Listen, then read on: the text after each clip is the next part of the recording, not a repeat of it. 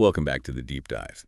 Today we are attempting to unpack something that is technically a car, but honestly, calling it a car feels a bit like calling the Mona Lisa a drawing. That's a great way to put it. We are looking at a machine that lives right on that razor's edge between high-performance engineering and, well, literal high art. We are talking about the Pagani Huayra. It's a machine that requires you to clear your throat before you even say the name, Huayra. Right, and just saying it makes me feel like I need a glass of very expensive red wine in my hand. But, before we get lost in the romance of it all, we need to set the stage. We do, because this car didn't just appear out of nowhere. No. And to really understand the Huayra, you have to understand the pressure cooker it was born into. If we rewind to around, say, 2011, the automotive world was in a weird place. We had moved past the era of the supercar. And we were in the age of the hypercar. Firmly in it. The stakes had just gone through the roof. You had the Bugatti Veyron. Exactly. Which was basically a Concorde for the road. It was all about top speed, 250 miles per hour, W16 engine, just pure brute force. It was a numbers car. And then you have Horacio Pagani. He'd already made a huge splash with the Zonda back in '99, which was this wild, screaming, wedge-shaped thing. A total monster. But the Huayra was his difficult second album. He had to prove he wasn't a one-hit wonder. And he had to do it in a world obsessed with stats. But here is where Pagani zigged while everyone else zagged. He didn't chase the Veyron's top speed. He decided to chase a philosophy. This is the Da Vinci thing, right? I keep seeing this in the research. It is core to everything Pagani does. He is obsessed, and I mean truly obsessed, with Leonardo da Vinci. Specifically, Da Vinci's belief that art and science are not two separate disciplines. That they can and should walk hand in hand. Exactly. Which sounds great on a motivational poster, but how does that actually translate to a hunk of metal and carbon fiber doing 200 miles an hour? Well, that's the mission of this deep dive, isn't it? To see if he actually pulled it off. Because when you first look at the Huayra, compared to the Zonda, it looks... Well, what was your initial impression? Honestly, it looked a bit smooth. The Zonda looked like a race car that escaped a track. It had wings and vents everywhere. The Huayra looks almost like a bar of soap that's been left in the wind. It's very pretty, but it lacks that punch-in-the-face aggression. Muted is the word a lot of critics used at first. But that smoothness is a deception. The Zonda was a shout, the Huayra is a conversation. The reason it looks so clean is that Pagani decided to hide the aggression. He hid the engineering inside the art. Precisely. Okay, let's peel back the skin then, because the source material describes this car as a Da Vinci steampunk-esque affair, which is just about the coolest description I've ever heard. But let's talk about the body itself. The chassis. The research mentions something called carbotanium. Ah, yes. Carbotanium. It sounds like something from a Marvel movie. Did they just make that word up? It sounds like marketing fluff, doesn't it? But it's actually a brilliant solution to a very, very scary problem. What problem? So carbon fiber is amazing. It's light, it's stiff, but it has a weakness.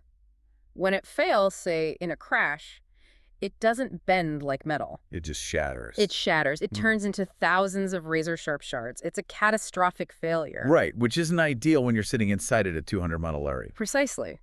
Titanium, on the other hand, is strong, but it's heavier, and critically, it's somewhat flexible. So Pagani thought, why don't we weave them together? So it's literally a weave of carbon fiber strands and titanium wire. Plus a little platinum for good measure. It's a complex chemical bonding process. The result is a material that has the lightness of carbon, but the strength and elasticity of titanium. The chassis isn't just a tub, it's a safety cell. And the source mentions a very specific, slightly terrifying side effect of this material. That it's bulletproof. Yes. Apparently, the fuel tank is protected by this stuff, and it can stop a bullet. I suppose at this price point you might have enemies. But really, it's about structural integrity. And this obsession with weight brings us to a staggering statistic. The Huayra weighs 3,350 kilos. Okay, numbers can be dry, so let's contextualize that for you. I looked this up. A Ford Focus SP, your standard, fun hatchback, weighs about 1,437 kilos. So this V12 hypercar with a massive engine and a full luxury interior is nearly 100 kilos lighter than a Ford Focus. That is absolutely terrifying physics. Yeah. You have 3 times the power of the hatchback and less weight. It's like strapping a rocket to a feather. Lightweight is king is the motto. Yeah. But getting there required some controversial choices, and this is where we have to talk about the gearbox. Oh, the gearbox. I feel like we need to have a bit of an argument about this because on paper, this makes no sense. Go on. Okay, so the industry standard for fast cars is the dual-clutch transmission. It's seamless, it's instant, click, bang, you're in the next gear, you don't even feel it. Correct. It's the most efficient way to shift. But the Huayra uses a single-clutch automated manual. That is old tech. That is the kind of gearbox that gives you whiplash if you aren't careful. It jerks, it nods. Why on earth would you put that in a multi-million-dollar car? You're right, and the critics absolutely hammered this point initially. At low speeds around town, it can be jerky. It creates that nodding dog effect where your head bobs every time it shifts. Exactly. Not a great look when you're pulling up to the casino. But Pagani defended it to the death. There are two reasons. First, the Da Vinci reason. Emotion. Horatio hates the seamless dual clutch boxes because he thinks they're boring. He wants you to feel the mechanical engagement. He wants the car to kick you a little bit. Yes, it's a deliberate imperfection, it's character. But the second reason is pure engineering. A dual clutch system is heavy. It has 2 clutches, more gears, more housing. So how much heavier are we talking? The engineers calculated that a dual clutch would add 70 kilos to the car. 70 kilos. I mean, that's the weight of a passenger. It's a whole person. In the world of hypercars, adding 70 kilos of dead weight to the back of the car is a crime. It changes the balance. It changes the polar moment of inertia, how the car rotates. So they sacrificed the smooth, comfortable ride to save the weight of one average-sized human. They prioritized agility over comfort. They chose the analog feel over digital perfection. And that actually leads us perfectly to the other controversial design choice. You mean how it handles the air? The active aerodynamics, the flaps. This is the part that blew my mind. When you look at the car, it doesn't have a big wing on the back, like a McLaren or a Porsche. It looks smooth. But it's hiding something. Or something's right. It's hiding 4 independent control surfaces, 2 flaps on the front hood near the headlights, and 2 on the rear deck. And they are all controlled by a central computer that is essentially a brain. So unlike a spoiler that just sits there, these things move. Constantly. Think of it like an airplane. An airplane uses ailerons on the wings to bank left or right. The Huayra does the same thing, but on the road. Okay, so walk me through this. I'm driving into a corner, I'm going fast, I hit the brakes, what happens? First, braking. When you stomp on the brakes, normally the nose of the car dives down, right? Right, the weight transfers forward, the rear gets light, and the car gets unstable. Exactly. In the Huayra, the rear flaps pop up instantly to act as an air brake. They create drag, pulling the back of the car backward and keeping it planted. Okay, so that's stability. But what about the corner itself? Let's say I turn left. This is where it gets magical. If you turn left, physics wants to roll the car to the right. The weight shifts to the outside wheels. So the Huayra deploys the flaps on the inside of the turn. The left side. The left side, yeah. It creates drag and downforce on that specific corner. So it's actively pushing the inside of the car down to keep it flat. Yes. It's fighting the body roll with air. It's aerodynamic suspension. That is wild. Like the car is wrestling the atmosphere to keep you on the road. And because the air is doing the heavy lifting, the actual suspension springs can be a little bit softer, so you don't break your back every time you hit a bump. There's that Da Vinci balance again. Comfort and performance. Form and function. It looks like a living thing. If you watch a video of this car on a track, the little flaps are wiggling and dancing around like ears on a dog. It's reacting to the environment. It really is a living organism. Okay. Okay, we've got the body, we've got the brain. Let's talk about the heart, because this is another area where Pagani broke the rules. The engine. It's an Italian car. It should have a screaming Italian V12, but it doesn't. It has a German heart. A Mercedes AMG engine, which is a bit like putting bratwurst on a pizza. How did that happen? It goes back to loyalty and friendship. Horatio Pagani was mentored by Juan Manuel Fangio. Formula One legend. The absolute greatest. Fangio raced for Mercedes in the 50s. He had a deep connection with them. And when Pagani was just starting out, when nobody knew who he was, Fangio wrote a letter of introduction to Mercedes. He basically said, give this young man your best engines. That is quite the reference letter. You don't say no to Fangio. So Mercedes has supplied engines to Pagani ever since. But for the Huayra, Pagani needed something specific. He wanted the power of a turbo engine, but he hated the feel of turbos. You mean turbo lag? That feeling where you put your foot down, count to 3, and then the power hits. Exactly. That delay disconnects the driver from the car. It's not artistic. So AMG hand-built a 6.0-liter twin-turbo V12 specifically for this car, mapped to eliminate that lag. And the numbers are substantial. They are silly. 720 brake horsepower, 740 pound-feet of torque. Which gets you from 0 to 60 inches. 3.3 seconds, and onto a top speed of 230 miles per hour. 230.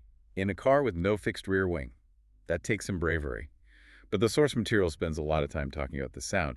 Turbos usually muffle the sound of an engine, don't they? They act like big mufflers in the exhaust stream. They do, and the Zonda was famous for this high-pitched wailing scream. The Huayra is different. It's deeper. It's guttural. The reviewer says the sound seems to manifest between the seats. It's right there in the cabin with you. Yeah. And if you roll the window down, what happens then? you get the theater. You hear the wastegates. Every time you lift off the throttle, you get this whoosh, psh sound of the turbos dumping air.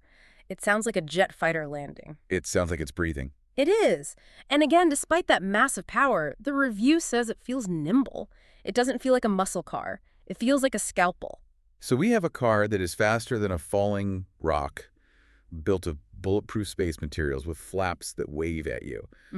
But for me, the thing that really separates Pagani from Ferrari or Lamborghini or McLaren is where you sit. The interior. The interior of the Huayra is, well, it's an event. Horacio Pagani told the source he wanted it to feel like your own concert hall. A private concert hall at 230 mph. But look at the photos, it's staggering. The phrase that comes to mind is material honesty. What does that mean? It means nothing is fake.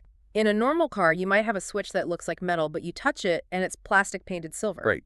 Chromy plastic, we all know it. In the Huayra, if it looks like aluminum, it is solid milled aluminum. If it looks like leather, it is the finest leather. There are no off-the-shelf parts. They didn't go to the Mercedes parts bin and borrow a window switch. Every single toggle, every dial, every bezel is bespoke. The source mentions there are 4,700 individual pieces in the engine and chassis alone, and the interior reflects that. The centerpiece for me is the gear shifter. Oh, the shifter's incredible. In most cars, the gear stick goes into a leather boot and disappears. In this, the whole mechanism is exposed. It's a skeleton. You can see the springs, the linkages, the metal rods moving against each other. It creates this satisfying clack-clack sound when you move it. It's tactile. I think that's the word. In a world where every car is moving towards giant touchscreens and haptic feedback buttons that don't actually move, this is unapologetically mechanical. It is. It's sensory overload. The reviewer called it mental in the best way possible. It's designed to stimulate you even when you're sitting in traffic. You're just surrounded by jewelry. It's like sitting inside a very expensive Swiss watch. That's a perfect analogy, and that's really the value proposition here. You aren't just paying for speed. You can buy a Nissan GT-R and go very fast for a fraction of the price. You are paying for the fact that someone milled a piece of aluminum for 10 hours just to make your air conditioning vent look pretty. So bringing it all together, the source drove this thing. What was the verdict? Is it actually good to drive, or is it just a piece of art to look at? The words used were magical and otherworldly. High praise. Very high. The reviewer said that driving the Zonda was breathtaking, but the Huayra is on another level. It validates Pagani's place in history. It proves the Zonda wasn't a fluke. Exactly. It cements Pagani as a legacy manufacturer, not just a boutique shed. The driving experience blends that terrifying speed with this surprising approachability. It's controllable. It communicates with you. Communicates. That's the key, isn't it? The single clutch gearbox, the sound, the steering feel, it's all about feedback. And that leads to a fascinating thought about where we are going. What do you mean? Well, think about modern hypercars today. They are becoming more digital. Electric motors, torque vectoring by wire, silent cruising. They are objectively better. They are faster, smoother, more efficient. But are they better to experience? That's the question the Huayra asks. The Huayra is expensive, yes. It has a gearbox that is technically obsolete. It has an engine that burns dinosaurs.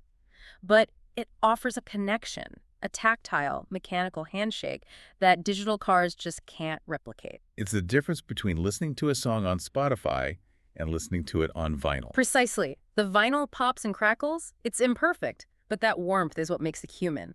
The Huayra is a very expensive 700 horsepower vinyl record. I love that. It's an analog survivor in a digital world. It is. It's a rejection of the idea that a car is just an appliance to get you from A to B. It says a car can be an occasion, it can be art. And it proves that Horacio Pagani was right. You can have the science, the active aero, the carbotanium, and you can have the art, the leather, the sculpture in the same package. Da Vinci would be proud. I think he would, though Yeah. he might be a little terrified of the speed. Just a little. Well, on that note, we're going to wrap up this deep dive. Yeah. Whether you'll ever see a Huayra in the wild is unlikely, but if you do, don't just look at the shape. Look at the weave. Look at the flaps. Look at the art. And appreciate the obsession that built it. Thanks for listening. We'll see you on the next one. Drive safe.